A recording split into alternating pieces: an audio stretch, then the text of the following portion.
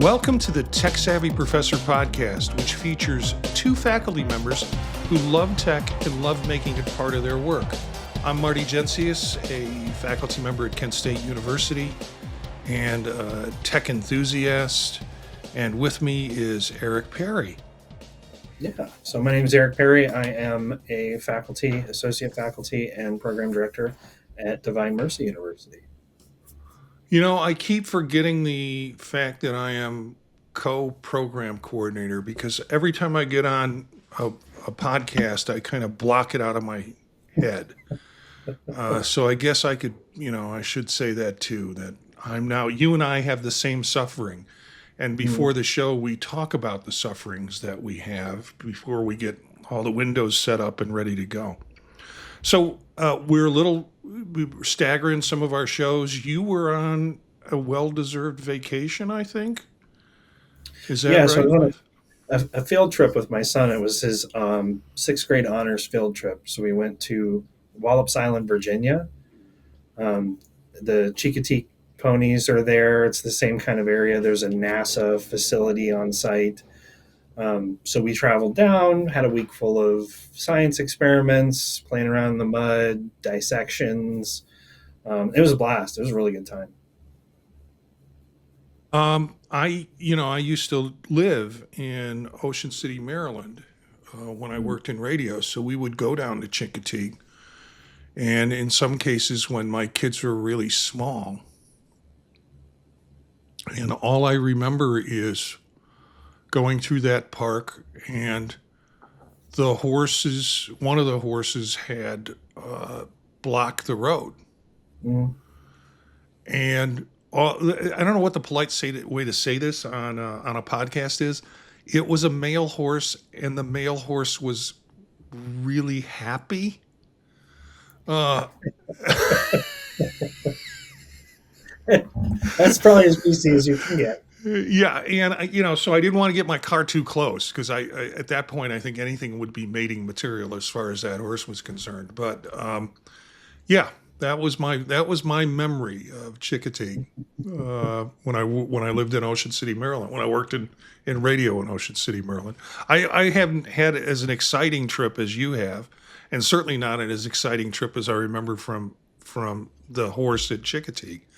But I did do some traveling. I went to Washington, D.C. for 3 days, and took some tech with me to just kind of test out on-the-road tech to see how things would work. And I think I mentioned a hotel router in a previous show.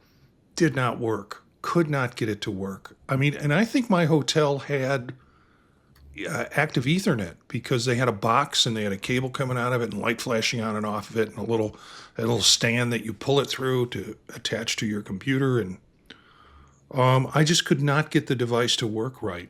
And frankly, the instructions weren't very good. And when I finally did get into a page, it was like, asked me to put in all this stuff. And I frankly wasn't smart enough to do it.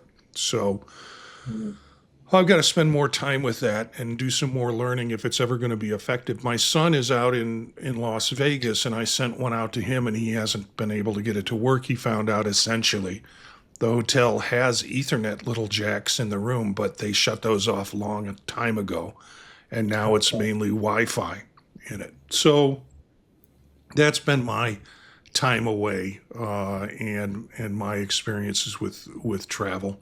So today's topic, we knocked around a few of them via email, and recording and, ways in which you record your clients and or I thought teaching, because occasionally we have to record teaching. And I, of course, have some equipment suggestions and ideas that people can look at. You came up with some ones that I think are just marvelous to talk about. So why don't you talk about options for client recording first? Yeah, I think so. A couple of things are happening in my neck of the woods. So my agency is actually looking at a couple of different options for recording, and in particular, looking at those that integrate AI for note taking. There's a ton out there. the most important thing to kind of pay attention to, I think, is ensuring that whatever you use is HIPAA compliant. So that's kind of like the number one concern. And especially if you're not practicing on your own, you know, you want to investigate through your agency what they'll allow, what's permitted, kind of what's your approved technologies. But there's tons of them out there. Most of the kind of recording software that you're going to find being used within a clinical space for telehealth or that's going to help with recording are going to be platforms like VC, and it's spelled VSEE, or Zoom. There's several providers who use Zoom. There is a HIPAA compliant version of Zoom. Just about every platform that provides some ability to record is going to allow you to do that. But we were talking too a little bit more about the tech side of it, the types of things that we can use. I talked about on here before using Plaud AI, and the Plaud pin. I have one. I've done some testing with it in a couple of different ways. I have not used it with clients thus far because it's not HIPAA compliant. It's not something the agency would approve at this point. But I'm hoping it gets there. I think it's super useful for note taking, for productivity. I'm using it more for writing at the moment to jot down some things I want to use for research projects and that kind of thing. The nice thing about it is it comes in two different forms. One of them is kind of a flat magnetic, looks like a credit card and maybe a little bigger than that. And you can actually put it on the back of your phone. It'll take recordings and transcriptions from your calls and that kind of thing. The other is the pin, which is kind of a round disc shape or oblong shape. The size, it fits on your wrist. It comes with a little wrist holder, or you can wear it around your neck. I even just set it on my desk, and it seems to record pretty well. They do have HIPAA compliance, I guess, at this point. So it's something that you could check into to get that HIPAA compliant version. Now, they do require that you have a subscription to it for the premium features, but even just buying the device on the app, it does allow for a certain level of transcription without paying for that. I think it's really neat. It's done a pretty good job so far. I have this really bad habit of kind of getting mumbly when I'm thinking and talking out loud. Mhm. So I've noticed, and I've learned to speak a little bit more clearly, a little bit more directly, so that it picks up on the words that I'm trying to get to it, and I think does a really passable job of transcription. I like the AI summaries it gives too. That can be really helpful, especially when you're brainstorming or thinking of ideas. Yeah, I've used it for meetings. Obviously, you want to get permission of people who are in the meeting that you're going to use this device. And, most folks who are in Zoom meetings are used to that little thing coming on saying, we're recording this meeting for notes purposes Mm. and assistance in terms of that. So, having used it in board meetings, I'm on a few boards and have recorded those board meetings. Then taking the transcript from it and then running it through ChatGPT, Mhm. and combining with that a agenda, it will do and make a whole set of meeting notes that is really pretty incredible. Yeah, Haven't used it, would not use it with, I haven't, and I wouldn't just because of my situation, use it with clients. But it's really pretty cool. And I have both the pin and the Plaud Note, which is the Mhm. MagSafe sign, a kind of flat credit card connected to the back of your phone. Yeah, the Chat GPT suggestion was a really good one. Because I tried that out the last time we talked about it when I was tinkering Mhm. around with it. And it seems to do a much better job organizing information than the Plod system does.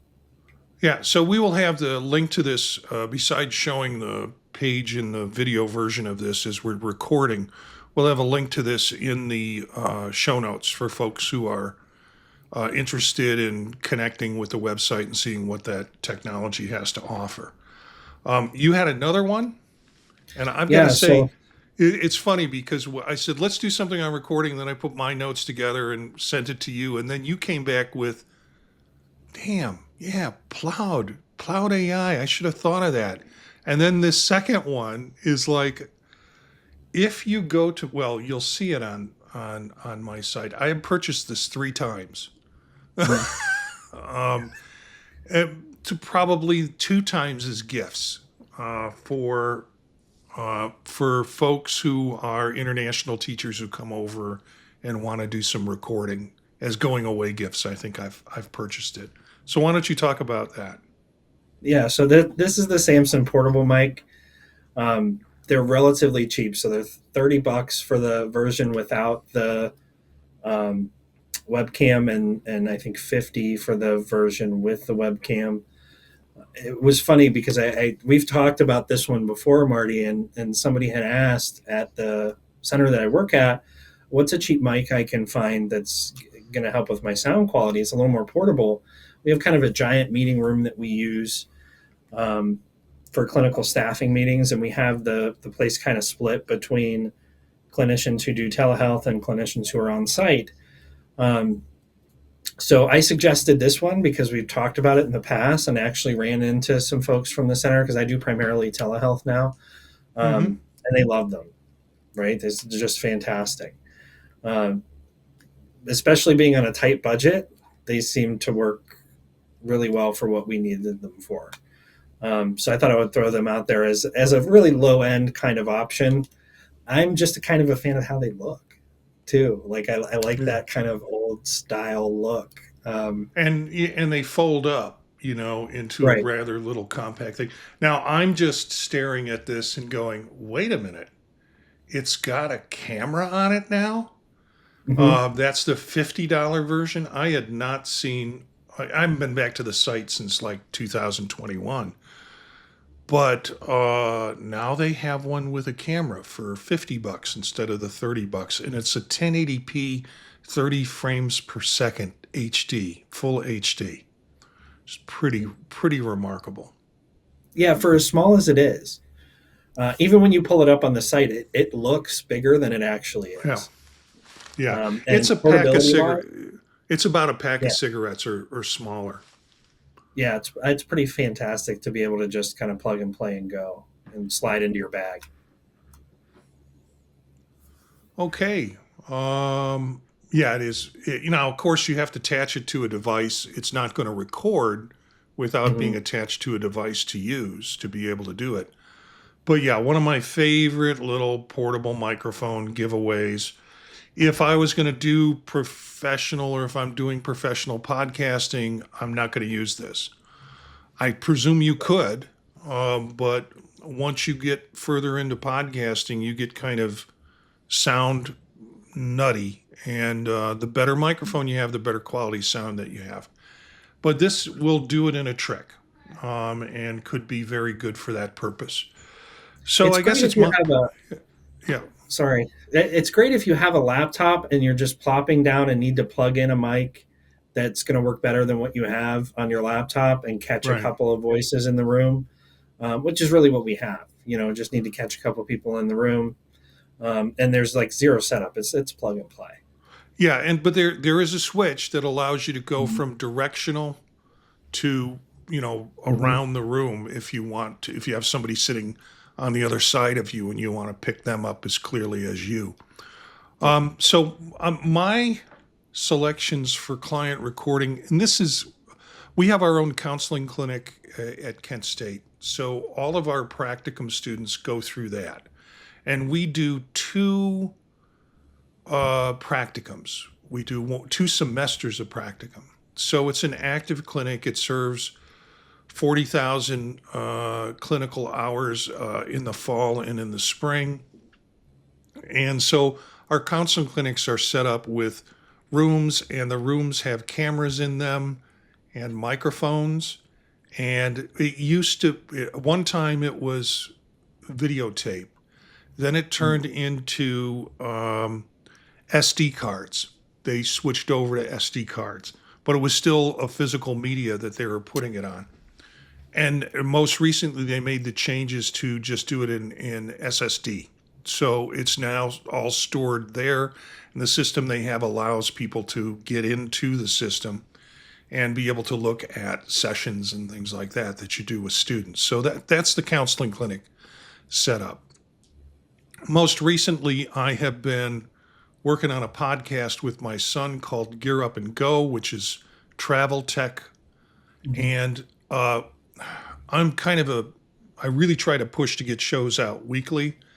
And as it turned out, I was going away, and Will said to me, "Hey, why don't we just record on as I'm driving you to the airport, or picking you up, let's record a show in the car," which I had never done before.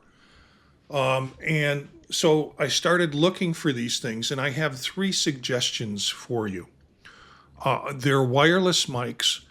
They can hook directly into your iPhone or your Android phone. And, you have the camera pointing wherever you want the camera. You press video record, and these things wirelessly will connect to your phone and catch the audio portion of it. So, 3 that I have gotten and have used. The first one I want to mention are DJI Mic Mini. You have 2 transmitters and one receiver and a charging case. These are again small. It's so hard for me, it's so hard to get out of the pack of cigarettes. It's like a thicker pack of cigarettes, but just as long and wide. And I haven't smoked in, God, how many years? But that's a descriptor for folks who are listening to this. You can go on, and again, we'll have the link so you can see it. And there were higher end versions of these, but I saw the DJIs done and used when I had some international teachers here. And one guy had this and was giving a presentation, and it was being videoed, but he was not too far away from the camera, but far enough away from the camera that he really wanted better audio. So he switched to these, and I was like, oh man, these are cool. So when I thought about recording in the car, I thought about these. And this was the first set that I bought, $169. So, a bit pricey, but not as pricey as some. And I tried these out, and they did so well with noise reduction that in the car you didn't get a lot of noise coming through in the final version of the video, and that was what was important. Now, obviously, if you're using them for counseling, you're not going to be driving in a car on the highway when you're doing it, so you don't have to worry too much with noise reductions. But the DJIs were really, really good. Well, when I start going down that path, then somebody pushes at me, you ought to take a look at these. Rode is an Australian company, and they are known for really good sound. And as you can see, the Rode has this little panel in it that gives you sound levels, and you can catch the sound levels of the microphones that are being done. So they come with 2 transmitters and, again, this receiver that you plug into the bottom of your phone.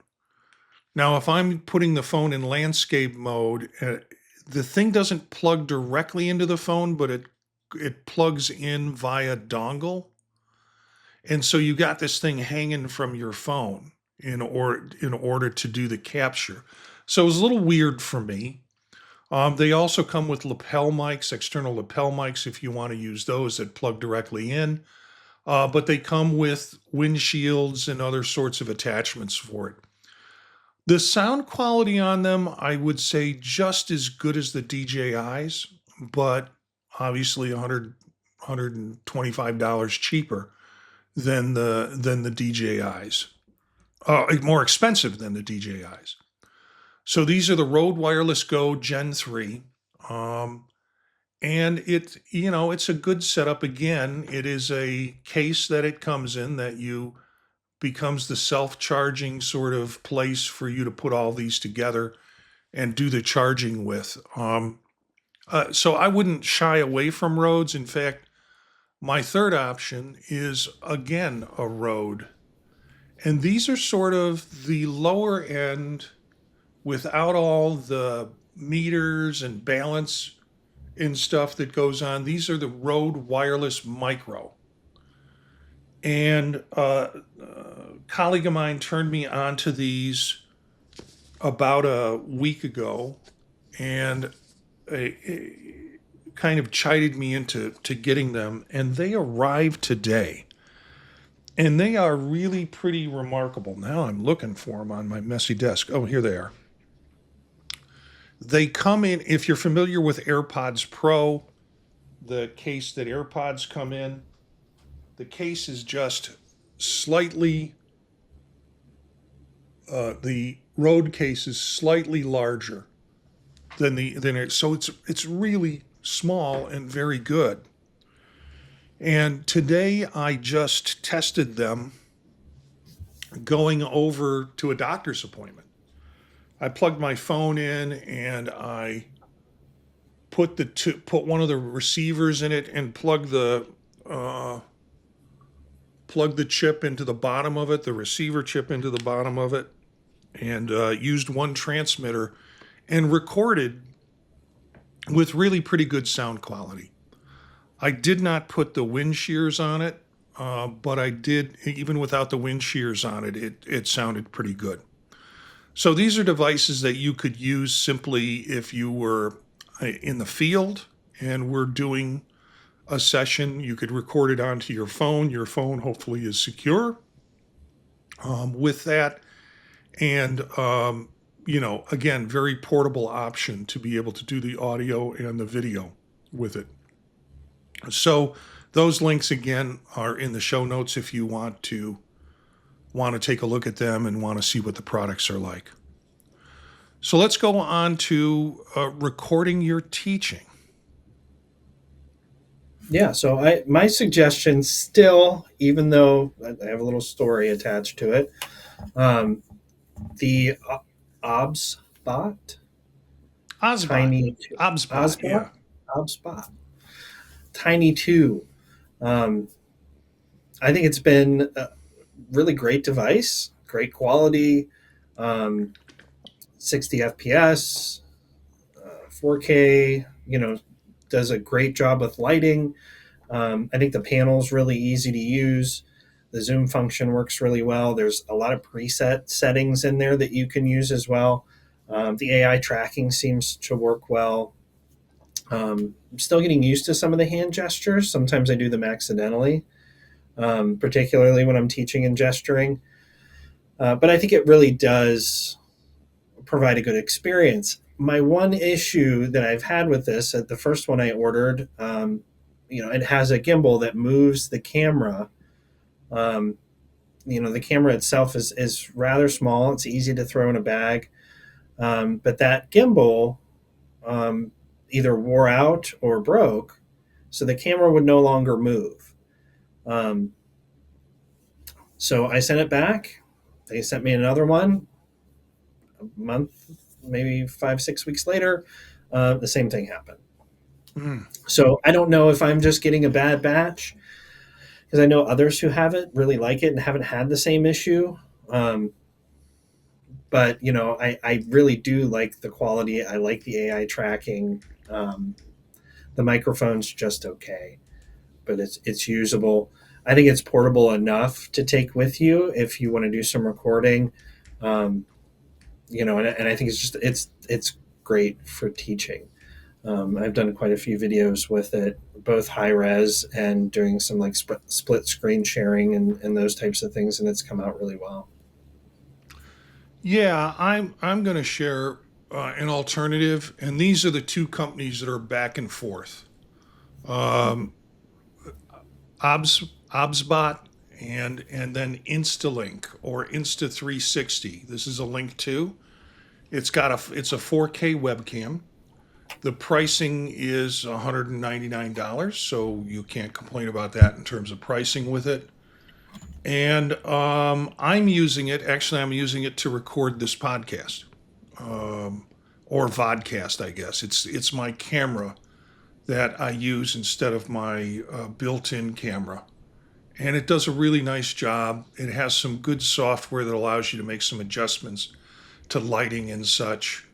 But if you were going to do that with your teaching, how would you use what is traditionally a webcam as a teaching, as a way of capturing your teaching? So I use it a lot. Narrated PowerPoints, sort of just screen sharing in your voice, I think don't allow the students to connect with you as well. So I like to do the kind of picture in picture with myself Mm-hmm. there teaching while sharing the screen or sharing a PowerPoint or notes. So I think that can be really helpful. I've actually done the physical whiteboard thing where like I have the whiteboard in the room with me and I'm kind of walking through notes. It was helpful teaching research and talking about some of the basic calculations that you need to know and be able to do as a part of research.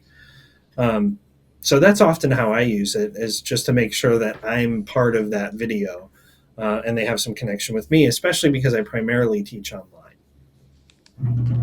Yeah, and I guess our experience would be a little different because I primarily teach in the classroom. And I'll tell you, my selection is trying to respond to that in terms of how do you record in the classroom. A few years ago, I was sitting on a dean's advisory committee, and there was a faculty member at our institution who was using 360 cameras to record teaching. And I'm like, that's just a gimmick. You don't need a 360 camera to record teaching.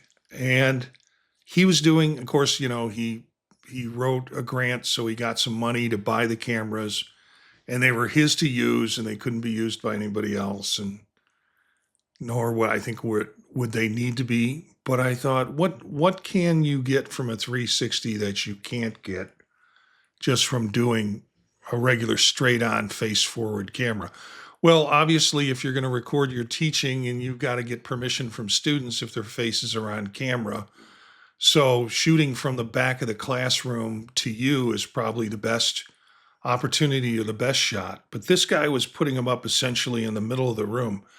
And since then, I've gone on because I've gotten a little fascinated with this technology and got one of these Insta 360. Now I have an X4.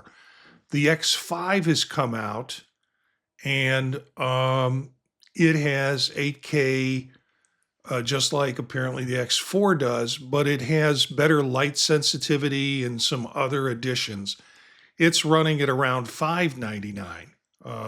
But this is the X4, and this is the bundle. So if you purchase this without the bundle, you'd probably knock $50 off of it.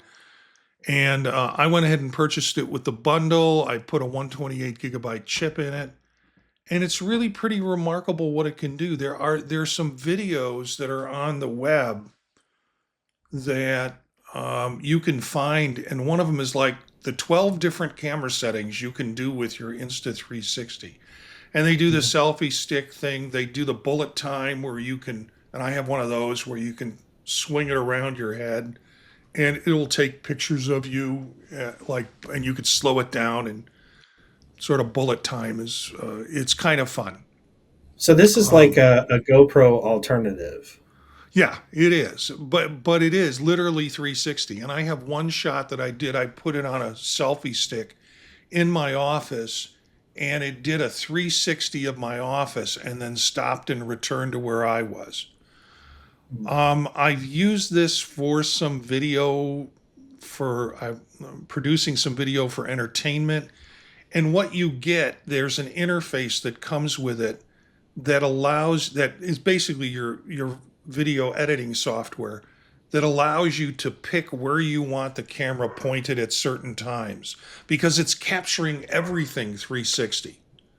Yeah. So you could have it primarily with the editing, you could probably have it just on you as the teacher, or if a student starts to talk, you could switch to that frame and Mm. have the student, as part of that.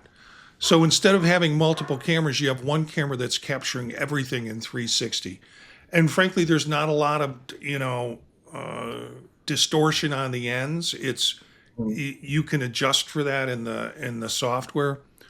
But I finally got why this guy thought this was cool. Well, it's cool. I don't think you get different data in terms of your classroom, because he was interested in students' behaviors in classroom with the teaching. I don't think you get different data from a straight shot if you're doing teaching. But it was a interesting camera and an interesting setup uh, for this. And again, you can get a bundle that includes a cover for it, that includes the SD chip or the micro SD chip, some protective frames, and a selfie stick that goes along with it. There are some deals right now on the X5 that if you use co-words, and people that are promoting the X5 on their shows, like Mac OS Ken, and I think Chuck Joyner was doing it for a while. They had like codes that would get you the a selfie stick for free. And the new thing is like it's an invisible selfie stick. So somehow it's got something on it that the camera sees and then wipes out. So it doesn't, it's like the camera is floating with you as a drone above your Got it. head. Yeah. So it's got some fun stuff with it. But the idea of setting that up in a classroom and being able to shoot and have it for evaluating your teacher seems pretty cool. So there's some ideas for people to spend money. That's always a Hmm. good thing, getting folks to spend money on ways of recording video and I guess audio too. Well, with the Plaud, it's audio and audio only, but ways of recording video and audio for your classroom teaching or for working with clients at some capacity. Of course, all of Hmm. that needs to be done with permission and security and safety in terms of HIPAA compliance with the devices that you're using. Anything else you'd like to add in? I don't think so. I'm thinking I'm going to have to buy an Insta 360. The 360 view? Yeah. Well, yeah, I think you'd have fun with it. Here's what I suggest you do. Before you make a commitment to doing it, and if I can find the link, I'll send it to you. There is a 20-minute video where the guy goes through like 15 different shots. Now, for me, what makes it so cool was this was in Istanbul. Mm. So I have been to Istanbul a gazillion times. And so it was me like a travel trip to Istanbul and all the fond remembrances of me being there. Plus, I get to see the different camera angles he shoots with using it. I'll send you that link, Eric. I'll put it in the show notes too for folks who Sounds. might be interested. And then you'll let you know whether or not you're a very creative guy. I've always appreciated that about you. Is that I look at a piece of equipment or software and go, oh wow, cool. You come up with like brilliant ideas on how to use it. If you're going to get it, you make sure that you have a good purpose for it. And so I think seeing that video, you'll go, yeah, now I think I really need to get in on this. I'm not sure you need the X5, um, but because I'm not sold on the differences. It does have some, I guess, motion support to adjust for motion, but I think the 360X4 also has that. So Yeah. take a look at it. I'm glad I'm spending your money. Right. God knows I've spent money on all the stuff we talked about today. I cannot convince myself for another $500 on this 360X5. I just can't. I can't do it. Not the amount that I'm using the X4 at this point. Yeah, I think So the X4 would probably be a good place to start. yeah, and I don't know if do they have an X3.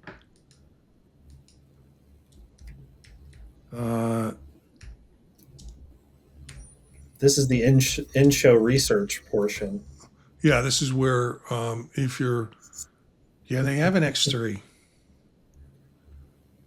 They have an X3, 5K 360 active HDR video, 4K single lens camera video. Has a touch screen on it. $300. But you can get it with an action kit. That's that bullet time thing you can swing around your head, and other things for $350. Yeah, that's the X3's running around $300. It's not bad. Yeah. All right. So thanks for listening. Thanks for watching us. I want to, before we go, remind you of the MacStock conference. I wish I could get Eric to come to the MacStock conference, but he's an Android guy. Yeah. It is MacStockConferenceandExpo.com. It is a 3-day festival of nerds. It's all folks who like technology, very comfortable, very easy to meet new people there. I'll be there, my son will be there, and some other podcasters that you might listen to will be there. We're going to have people from Ecamm. We do this show using Ecamm and record the video, passing it through Ecamm. So there'll be Doc Rock, who is like the spokesperson for Ecamm, and someone else doing workshops on Ecamm. So I'm excited about that. Just a whole bunch of tech stuff that and daily the 3 days of 45-minute or 90-minute presentations on all different kinds of ways of using your tech. MacStockConferenceandExpo.com. Check it out at that web address. $50 discount if you're going to show up for the conference just by using PodTalk50 in the checkout. You can find out more about us at thepodtalk.net. That's a website that contains information on this podcast and other podcasts that we do, including Circular Firing Squad and a slew of them that I'm involved in outside of that. Look for us on Spotify, TuneIn, Apple Podcasts, and all podcast servers. Our bumper music is from Philip Gross, Rast, from the Free Music Archive. Everything you need to know, again, is at thepodtalk.net. Look for our other shows, Circular Firing Squad, and then the one I'm doing on Mondays with another Eric, my doppelganger Eric, called Vision Profiles, about VR headsets and the Apple Vision Pro. That's it for this episode. Thanks for subscribing to the Tech Savvy Professor.